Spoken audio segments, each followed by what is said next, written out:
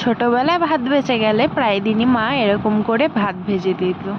তো আজকে আমিও বানিয়ে ফেললাম ভাত ভাজা। তার জন্য এখানে সাদা তেল গরম করতে বসিয়ে দিলাম। আর সাদা তেলটা গরম হয়ে গেলে এর মধ্যে সর্ষে ফোড়ন আর 2টো শুকনো লঙ্কা ফোড়ন দিয়ে দিলাম। ভাতটা ভাজার জন্য এখানে ছোট ছোট করে আলু কেটে রেখেছি আর সামান্য লঙ্কা আর পেঁয়াজ কুচিয়ে রেখেছি। এবার ফোড়নটা ভালো করে ভাজা হয়ে গেলে তার মধ্যে ছোট ছোট করে কেটে রাখা আলুটাকে দিয়ে দেবো, দিয়ে এটাকে ভালো করে ভেজে নেবো। ভাজতে ভাজতে এর মধ্যেই হলুদ আর স্বাদ মতন নুন দিয়ে দেবো, দিয়ে ভালো করে ভেজে নেবো যতক্ষণে এই আলুটা হালকা সেদ্ধ হয়ে যায়। তারই মধ্যে এখানে আমি 3টে ডিম নিয়ে ভালো করে নুন দিয়ে ফাটিয়ে নেবো।